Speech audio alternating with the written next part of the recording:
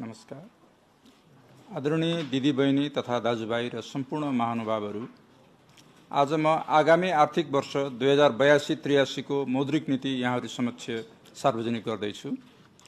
नेपाल राष्ट्र बैंक ऐन 2058 बमोजिम आर्थिक स्थायित्व र अर्थतन्त्रको दिगो विकासको लागि मूल्य र शोधनान्तर स्थिरता कायम गर्ने मूलभूत उद्देश्यका साथ यस बैंकले आर्थिक वर्ष 2059-60 देखि मौद्रिक नीति सार्वजनिक गर्दै आएको छ। यस श्रृङ्खलामा आर्थिक वर्ष 2082-83 को मौद्रिक नीति 24औं रहेको छ। आर्थिक वर्ष 2082-83 को मौद्रिक नीतिमा अघिल्लो आर्थिक वर्षको मौद्रिक नीतिको समीक्षा, आर्थिक तथा वित्तीय स्थिति एवं परिदृश्यको विश्लेषण, नीतिगत व्यवस्था र प्रमुख कार्यक्रमहरू समावेश गरिएको छ। यसका अतिरिक्त विदेशी विनिमय व्यवस्थापन, वित्तीय क्षेत्र सुधार एवं नियमन, भुक्तानी प्रणाली, लघु वित्त, वित्तीय पहुँच एवं ग्राहक संरक्षण र सम्पत्ति शुद्धिकरण निवारण लगायतका नीति तथा कार्यक्रमहरू समेत यस मौद्रिक नीतिमा समावेश गरिएको छ। विश्वको आर्थिक वृद्धि दरमा क्रमिक सुधार देखिए तापनि पछिल्लो समय भू राजनीतिक तनाव र कतिपय मुलुकको कठोर व्यापार नीतिको कारण अनिश्चितता बढेको छ। तथापि विश्व मुद्रास्फीतिमा क्रमिक सुधार आई कोभिड पूर्वको स्थितिमा पुग्न लागेको अन्तर्राष्ट्रिय मुद्रा कोषको विश्लेषण रहेको छ। सन् 2024 मा 3.3% विस्तार भएको विश्व अर्थतन्त्र सन् 2025 मा 2.8% मात्र बढ्ने प्रक्षेपण रहेको छ। विगत 3 वर्षदेखि विश्व मुद्रास्फीति घट्दै गएको छ। सन् 2024 मा 5.7% रहेको विश्वको उपभोक्ता मुद्रास्फीति सन् 2025 मा 4.3% रहने कोषको प्रक्षेपण रहेको छ। आर्थिक वृद्धि दर र मुद्रास्फीति दुवै न्यून रहेका विश्वका अधिकांश मुलुकहरूका केन्द्रीय बैंकहरूले आर्थिक विस्तारलाई सहयोग गर्न लचिलो मौद्रिक नीति अवलम्बन गर्न थालेका छन्। अर्थतन्त्र क्रमशः लयमा फर्कन थालेको छ। मुद्रास्फीति वाञ्छित सीमाभित्र रहेको छ। विप्रेषण आप्रवाह, विदेशी पर्यटक आगमन र निर्यातको बढोत्तरीले विदेशी विनिमय सञ्चिति बढेको छ। विगत 2 वर्षदेखि सङ्कुचनमा रहेका आर्थिक क्षेत्रहरू समेत विस्तार भए आर्थिक वृद्धि दर अघिल्लो वर्षको तुलनामा सुधार भएको छ। बैंकिङ क्षेत्रमा तरलता पर्याप्त रहेको कारण निक्षेप र कर्जाको भारित औसत ब्याज दरहरू घट्दो क्रममा रहेका छन्। औसत मुद्रास्फीतिभन्दा निक्षेपको औसत ब्याज दर उच्च रहेको छ। बढ्दो तरलता र घट्दो ब्याज दरको लाभ अर्थतन्त्रले लिन सक्ने स्थितिमा रहेको छ। वित्तीय क्षेत्रमा स्थायित्व कायम रहेको छ। तथापि बैंक तथा वित्तीय संस्थाहरूको निष्क्रिय कर्जा अनुपात तथा गैर बैंकिङ सम्पत्ति र कालो सूचीमा पर्नेहरूको संख्या बढ्दै गएकोले सजग रहनुपर्ने स्थिति छ। वित्तीय सेवामा नागरिकको गुणस्तरीय पहुँच अभिवृद्धि गर्न, साधनलाई पुँजी निर्माणमा प्रोत्साहित गर्न र वित्तीय प्रणाली स्वस्थ र सबल बनाउन नीतिगत, संरचनात्मक र कार्यगत सुधार आवश्यक देखिएको छ। यसका लागि तथ्य र संवादमा आधारित नीति निर्माण, अन्तर्राष्ट्रिय असल अभ्यास अनुरूपको विवेकशील नियमन, प्रभावकारी सुपरिवेक्षण र ग्राहक मैत्री बैंकिङ प्रणालीको विकासमा जोड दिनु आवश्यक छ। त्यसैगरी बैंक तथा वित्तीय संस्थाहरूबाट प्रभाव हुने सेवालाई क्रमिक रूपमा विशिष्टीकृत गर्दै बैंक तथा वित्तीय संस्थाहरूको वर्गीकरण र कार्यदायरामा पुनरावलोकन गर्न आवश्यक देखिएको छ। उपर्युक्त पृष्ठभूमिमा मौद्रिक नीति तर्जुमा गर्दा अन्तर्राष्ट्रिय, राष्ट्रिय आर्थिक तथा वित्तीय स्थिति एवं परिदृश्य र यस बैंकको चौथो रणनीतिक योजनालाई आधार बनाइएको छ। नेपाल सरकारको आर्थिक वर्ष 2082-83 को बजेट र 16औं योजनालाई समेत ध्यानमा राखिएको छ। त्यसैगरी नेपाल सरकारले गठन गरेको उच्च स्तरीय आर्थिक सुधार सुझाव आयोगको प्रतिवेदन, मौद्रिक नीति सुझाव समिति, बैंकिङ क्षेत्र सुधार सुझाव कार्यदल र सरोकारवालाहरूबाट प्राप्त राय सुझाव समेतलाई मध्यनजर गरी आर्थिक वर्ष 2082-83 को मौद्रिक नीति तर्जुमा गरिएको छ। आर्थिक वर्ष 2081-82 को मौद्रिक नीतिको कार्यान्वयन स्थिति। आर्थिक वर्ष 2081-82 को पहिलो 11 महिनासम्मको देशको वर्तमान आर्थिक तथा वित्तीय स्थिति प्रकाशन भइसकेको छ। प्रमुख परिसूचकहरू मात्र उल्लेख गर्न चाहन्छु। आर्थिक वर्ष 2081-82 को पहिलो 11 महिनासम्म मुद्रास्फीतिको लक्ष्य 5% को हाराहारीमा राख्ने रहेकोमा 4.24% रहेको छ। मौद्रिक नीतिले कम्तीमा 7 महिनाको वस्तु तथा सेवा आयात धान्न पर्याप्त हुने गरी विदेशी विनिमय सञ्चिति कायम राख्ने लक्ष्य लिएकोमा 2082 जेठ मसान्तमा कायम रहेको सञ्चिति 14.7 महिनाको वस्तु तथा सेवा आयात धान्न पर्याप्त रहेको छ। 2082 जेठ मसान्तसम्ममा भारित औसत अन्तर्ब्याङ्क दर 3% कायम रहेको छ। बैंक तथा वित्तीय संस्थाहरूको भारित औसत अन्तर्ब्याङ्क दर 2082 जेठसम्ममा औसत 2.99% कायम भएको छ। त्यसैगरी ट्रेजरी बिल्सको भारित औसत ब्याज दर त्यसैको हाराहारीमा रहेको छ। बैंक तथा वित्तीय संस्थाको अल्पकालीन ब्याज दरहरू क्रमशः घटिरहेका छन्। 2082 जेठमा वाणिज्य बैंकको औसत निक्षेप ब्याज दरहरू 4.29% रहेको छ। अन्य बैंकहरूको पनि सोही अनुरूप रहेको छ। त्यसैगरी 2082 जेठमा वाणिज्य बैंकहरूको कर्जाको भारित औसत ब्याज दर 7.99% रहेको छ। निक्षेपको वास्तविक ब्याज दर धनात्मक रहेको छ। आर्थिक वर्ष 2082-83 को मौद्रिक नीतिको कार्यदिशा, संरचना र मौद्रिक उपायको बारेमा अब म के भन्न चाहन्छु। कार्यदिशाको आधार वित्तीय प्रणालीमा अधिक तरलता कायम भई कर्जाको ब्याज दर घट्दै गएको पृष्ठभूमिमा समग्र मागमा सुधार हुँदै आएको छ। आर्थिक वर्ष 2081-82 मा मुद्रास्फीति 5.0% को हाराहारी कायम गर्ने उल्लेख भएकोमा 11 महिनासम्मको औसत मुद्रास्फीति 4.24% रहेको छ। त्यसैगरी न्यूनतम 7 महिनाको वस्तु तथा सेवा आयात धान्न पर्याप्त हुने गरी विदेशी विनिमय सञ्चिति कायम गर्ने मौद्रिक नीतिको लक्ष्य रहेकोमा 2082 जेठमा कायम सञ्चिति 14.7 महिनाको वस्तु तथा सेवाको आयात धान्न पर्याप्त रहेको छ। यस बैंकले प्रक्षेपित र अपेक्षित मुद्रास्फीतिको अन्तर तथा विदेशी विनिमय सञ्चितिको आधारमा नीतिगत दर सम्बन्धी निर्णय लिँदै आएको छ। उपयुक्त सहज परिस्थितिमा समग्र माग अभिवृद्धि गर्न मौद्रिक नीतिको कार्यदिशा केही लचिलो बनाउन आवश्यक देखिएको छ। यसका साथै निक्षेपको वास्तविक ब्याज दर नकारात्मक हुन नदिनेतर्फ समेत ध्यान दिइएको छ। कोभिड महामारी पश्चात कुल गारस्थ उत्पादनमा कुल स्थिर पुँजी निर्माणको हिस्सा घट्दै गएको छ भने कुल स्थिर पुँजीमा निजी क्षेत्रको पुँजी निर्माणको अंश समेत न्यून हुँदै गएको छ। वित्तीय मध्यस्थता लागत र कर्जाको ब्याज दर न्यून हुँदा पनि पुँजी निर्माणमा अपेक्षित सुधार आउन नसकेको हुँदा अर्थतन्त्रका सबल अग्रपृष्ठ सम्बन्ध भएका एवं उत्पादन र पुँजी निर्माणमा प्रत्यक्ष योगदान गर्ने क्षेत्रतर्फ वित्तीय साधन परिचालनमा ध्यान दिनुपर्ने भएको छ। पर्याप्त तरलता र न्यून ब्याज दरका बावजुद कर्जा प्रवाह अपेक्षित रूपमा बढ्न नसकेकोले विवेकशील नियमन लगायतका नियामकीय व्यवस्थाहरूसँगको तादात्म्यता सहितको आर्थिक तथा मौद्रिक नीतिगत सुधारमा जोड दिनुपर्ने भएको छ। ब्याज दरहरू करिडोरको सीमाभित्र कायम राख्न ब्याज दर सम्बन्धी नीतिगत सुधारमा ध्यान दिनुपर्ने भएको छ। मौद्रिक नीतिको कार्यदिशा यस प्रकारको छ। सहज मुद्रास्फीति, सुविधाजनक विदेशी विनिमय सञ्चितिको स्थिति र परिदृश्यलाई मध्यनजर गर्दै अर्थतन्त्रलाई गतिशील बनाउन मौद्रिक नीतिको कार्यदिशा सजगतापूर्वक लचिलो बनाइएको छ। यसबाट निजी क्षेत्रको पुँजी निर्माण र सरकारको आन्तरिक ऋण परिचालनको लागतमा समेत कमी आई आर्थिक गतिविधि अभिवृद्धि सहज हुने अपेक्षा गरिएको छ।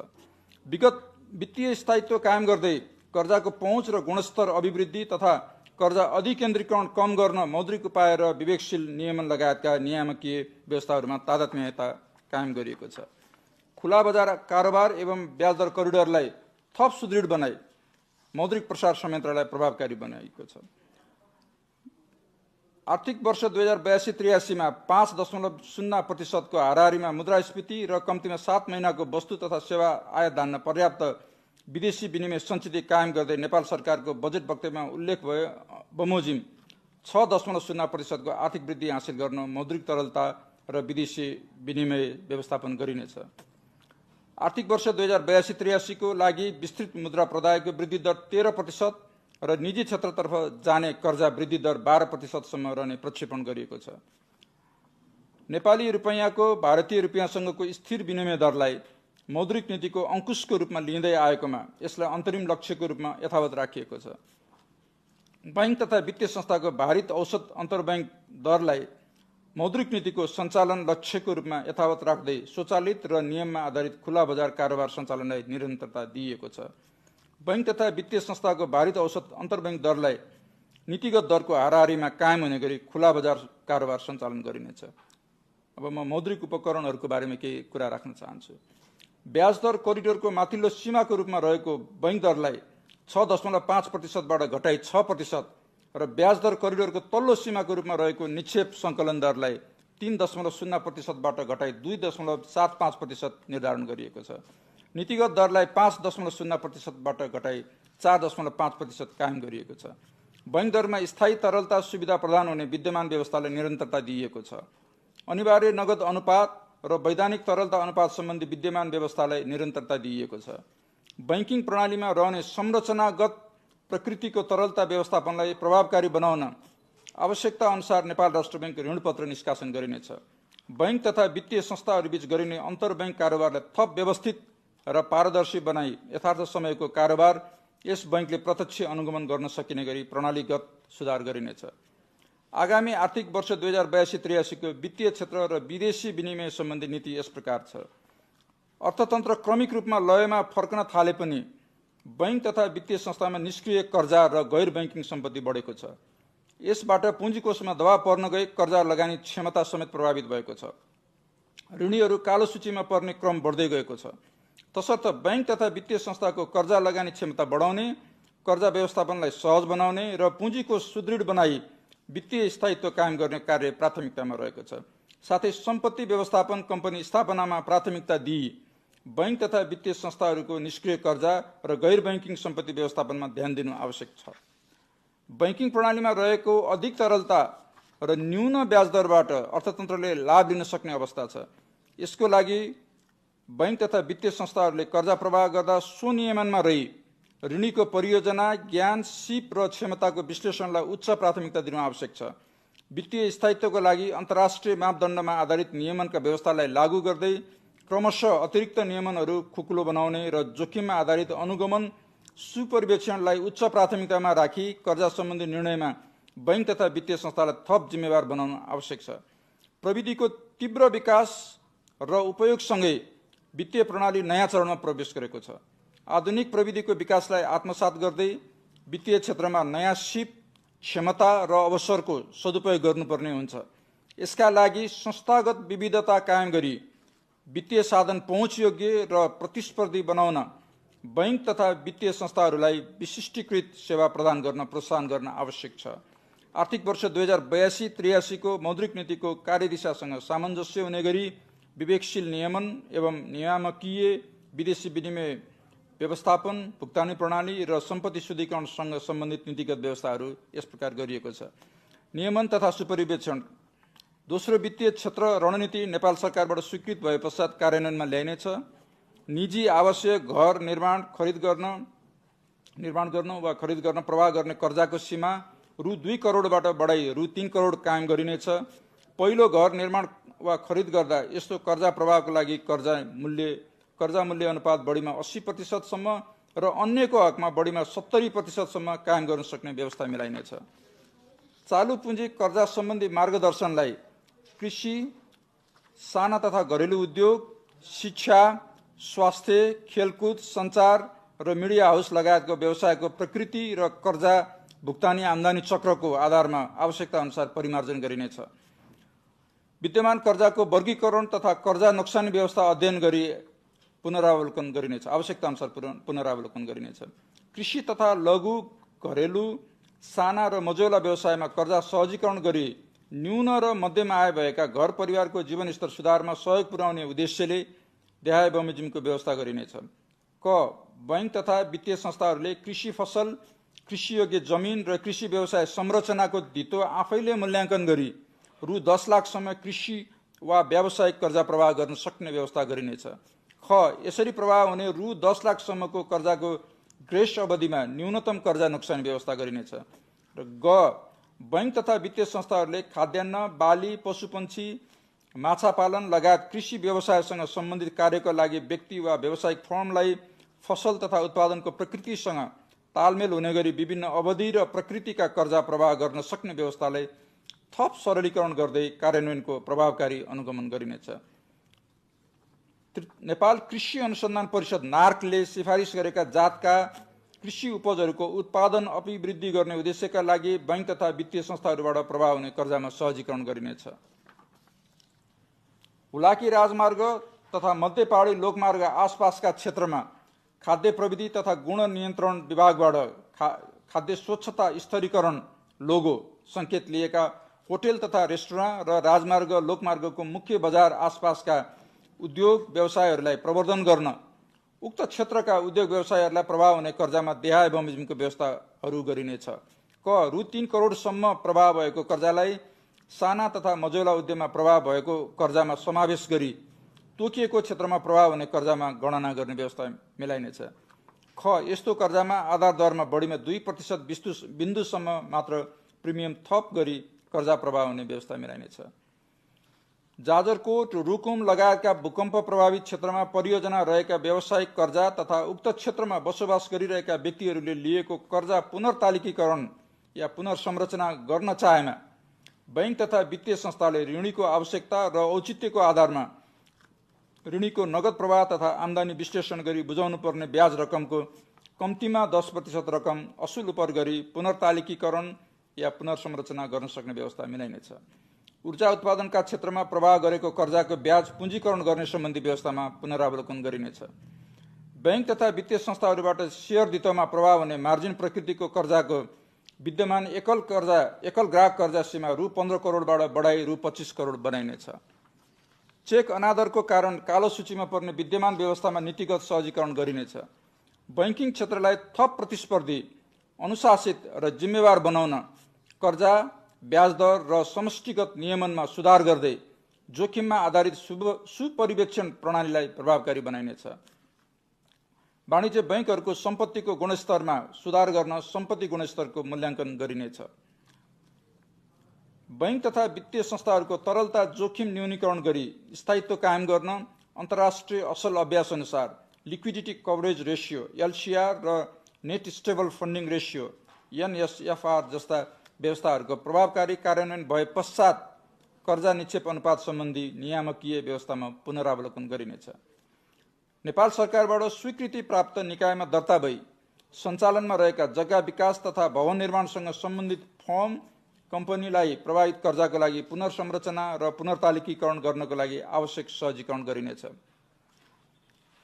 हायर पर्चेज कर्जा दिने कम्पनीलाई स्वीकृति दिने नीतिगत एवं प्रक्रियागत व्यवस्थामा फिट एन्ड प्रोपर टेस्ट, कर्जाको ब्याज दर गणना, सेवा शुल्क लगायतका विषयहरूलाई समेटी उक्त नियामकीय व्यवस्थामा आवश्यक संशोधन गरिनेछ।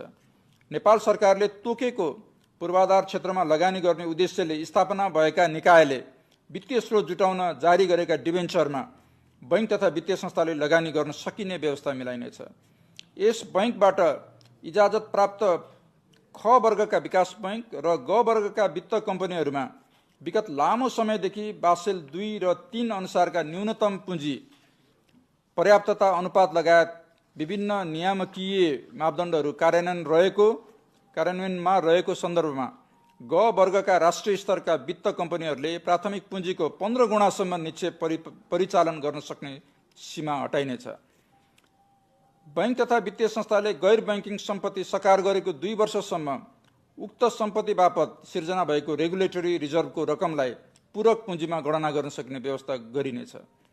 बैंक तथा वित्तीय संस्थाहरूको पुँजी वृद्धिमा सहजीकरण गर्ने उद्देश्यले यस बैंकको स्वीकृतिमा आवश्यकता अनुसार पुँजी बढाउन सक्ने व्यवस्था गरिनेछ।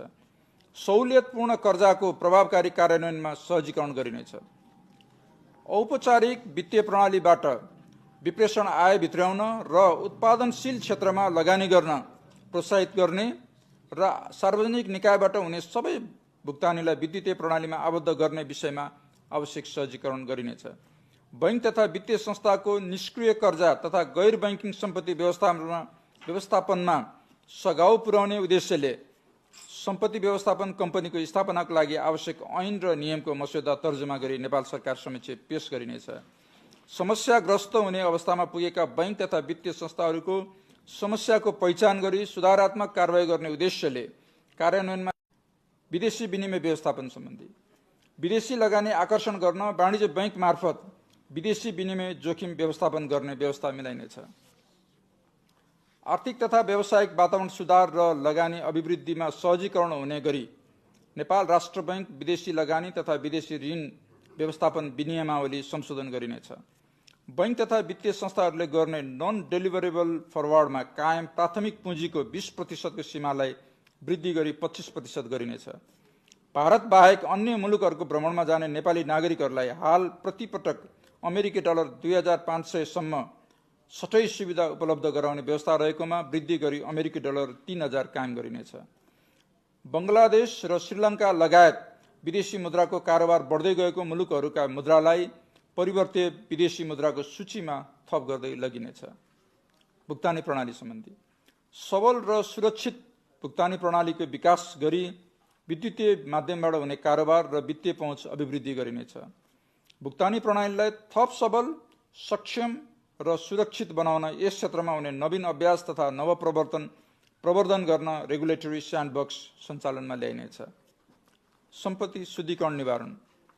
Financial action task force FATF को सघन निगरानी सूचीबाट मुक्त हुन नेपाललाई प्राप्त कार्ययोजना बमोजिमका कार्य सम्पन्न गर्न सम्बद्ध निकायहरूबीच प्रभावकारी समन्वय गरिनेछ। यस बैंकसँग सम्बन्धित राष्ट्रिय रणनीति तथा कार्ययोजनाको पूर्ण कार्यान्वयनको लागि निगरानी, अनुसन्धान र कारबाहीलाई थप सबल बनाइनेछ। एसिया प्यासिफिक समूह APG ले प्रकाशन गरेको नेपालको तेस्रो चरणको पारस्परिक मूल्याङ्कन प्रतिवेदनमा उल्लिखित नियमनकारी निकायहरूसँग सम्बन्धित प्राथमिकताका कार्यहरू प्रायोरिटी एक्सन्स र सुधारका सुझावहरू रिकमेन्डेड एक्सन्स प्राथमिकताका साथ कार्यान्वयन गरिनेछ। वित्तीय जानकारी इकाइबाट सम्बन्धित निकायमा सम्प्रेषण गर्ने फाइनेन्शियल इन्टेलिजेन्सलाई स्वचालित बनाई अनुसन्धान कार्यको प्रभावकारिता अभिवृद्धिमा सहजीकरण गरिनेछ। वित्तीय समावेशता र ग्राहक हित संरक्षण। बैंक तथा वित्तीय संस्था एवं अन्य वित्तीय सेवा प्रदायकको ग्राहक पहिचान KYC विवरण राष्ट्रिय परिचय पत्र मार्फत प्राप्त गर्न सहजीकरण गरिनेछ।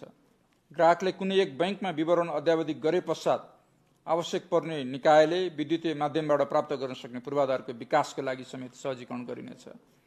ग्रामीण क्षेत्रमा ऋणीहरूसँग निरन्तर संवादमा रहने उद्देश्यले ऋणीसँग नेपाल राष्ट्र बैंक कार्यक्रम सञ्चालन गरिनेछ। बैंक तथा वित्तीय संस्थाले विद्यमान कानुनी प्रक्रिया अन्तर्गत रही आफ्नो कर्जा नियमित गर्दा तथा असुली लगायतका कार्य गर्दा देखिएका अवांछित गतिविधिबाट सिर्जित जोखिम निरूपणको लागि नेपाल सरकारका सम्बन्धित निकायसँग आवश्यक समन्वय गरिनेछ। अन्त्यमा यस मौद्रिक नीतिको कार्यान्वयनबाट मूल्य तथा बाह्य क्षेत्र स्थिरता र वित्तीय स्थायित्व कायम भई समष्टिगत आर्थिक स्थायित्व प्रवर्धन हुने, वित्तीय मध्यस्थता प्रभावकारी हुने, वित्तीय समावेशीकरण बढ्ने, भुक्तानी प्रणाली थप आधुनिक, सुरक्षित र भरपर्दो हुने तथा नेपाल सरकारले लिएको आर्थिक लक्ष्य हासिल गर्न सहयोग पुग्ने अपेक्षा गरिएको छ। आर्थिक वर्ष 2082-83 को मौद्रिक नीतिको तर्जुमामा सहयोग पुर्याउने नेपाल सरकारका निकायहरू, उद्योग व्यवसायसँग सम्बन्धित सङ्घ संस्थाहरू, बैंक तथा वित्तीय संस्थाहरू, मौद्रिक नीति सल्लाहकार समिति, बैंकिङ क्षेत्र सुझाव कार्यदल, विद्वत वर्ग, सञ्चार माध्यम लगायत सबै सरोकारवालाहरूलाई धन्यवाद ज्ञापन गर्दछु। साथै यस मौद्रिक नीतिमा व्यवस्था गरिएका नीति तथा कार्यक्रमहरूको कार्यान्वयनमा सदाझैँ सबैको सहयोग रहने विश्वास लिएको छु। धन्यवाद। जय नेपाल।